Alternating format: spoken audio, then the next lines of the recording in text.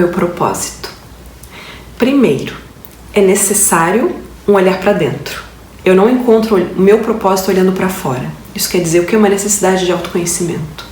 Segundo, na trajetória de um ser humano é necessário maturidade, experiência para poder responder ao próprio propósito.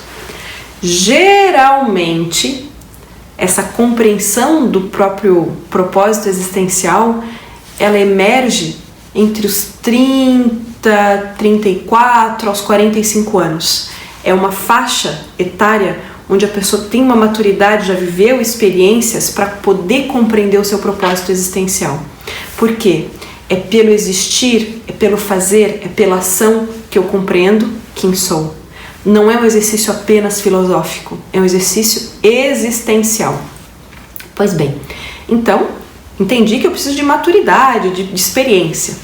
Mas tem outras formas de a gente poder compreender o nosso propósito, que é a junção também dos meus talentos, porque o talento eu também entendo exercitando. Então a primeira pergunta que eu te faço é: o que é fácil para ti fazer desde a tua infância? Ou seja, aquilo que tu já gostava de fazer desde pequeno, porque são fenômenos, são sinais dos talentos da pessoa, e os talentos vão culminar no propósito, ou seja, naquela função de existir daquele ser.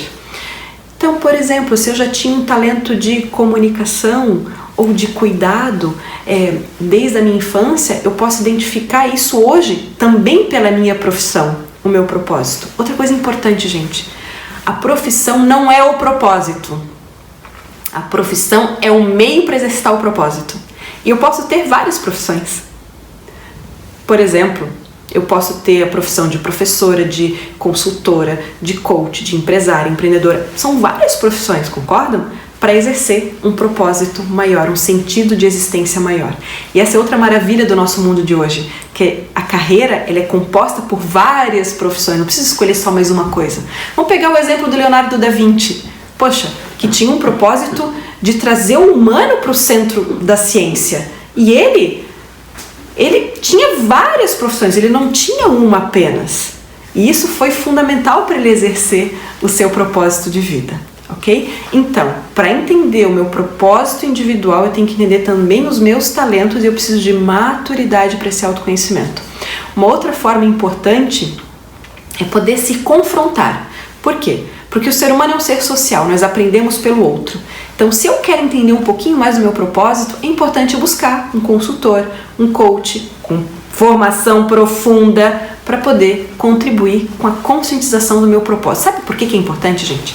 Pense o seguinte: a minha vida, o propósito está aqui. E aqui como se tivesse duas paredes, tá?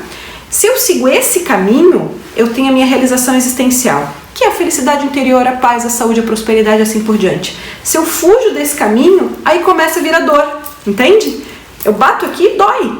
E a dor o que é a dor? É a crise, às vezes a doença também emocional. Se eu bato aqui, quer dizer, cara, eu não estou no meu caminho. Então volta.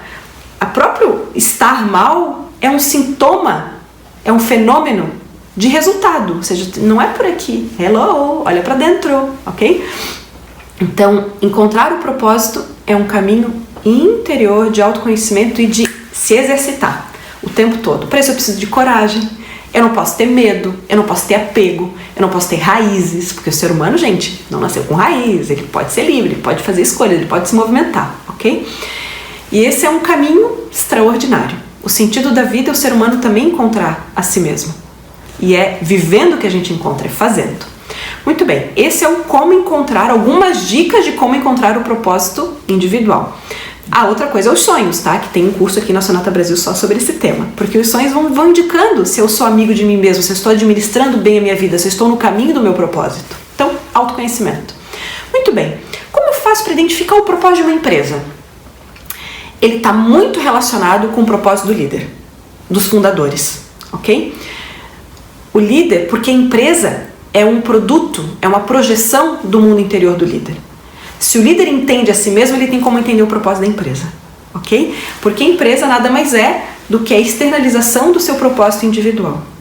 Então eu preciso olhar para dentro do mundo interior do líder para poder, então, formalizar o propósito da empresa. E por mais que tenham 2 líderes, 2 sócios no negócio, o que esses 2 sócios se conectam para gerar esse propósito maior, ok?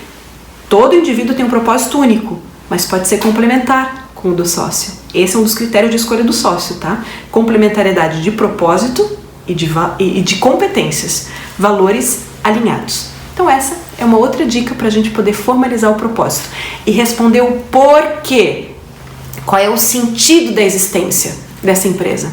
Por que eu lancei esse produto? O que eu quero que o ser humano que comprar, que adquirir esse produto ou serviço, o que eu quero que ele depois desenvolva em sua vida? Isso, gente, isso é tão extraordinário, por quê? Quando uma empresa está claro o seu propósito, é mais fácil de fazer escolhas. Ou seja, se eu estou nesse caminho, decidi um propósito, ok, estou no caminho do propósito, apareceu outro produto ou serviço, se eu escolho por estar fora do propósito, não vai dar resultado, é fuga do caminho, é fuga do core business. O core business está conectado com o propósito.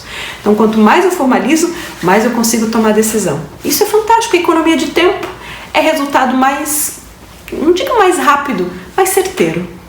E eu digo isso, gente, não só por estudos e pesquisa acadêmica e filosófica, mas por prática existencial. Quanto mais eu me conecto com o meu propósito individual e com o propósito da minha organização, mais o resultado será exponencial.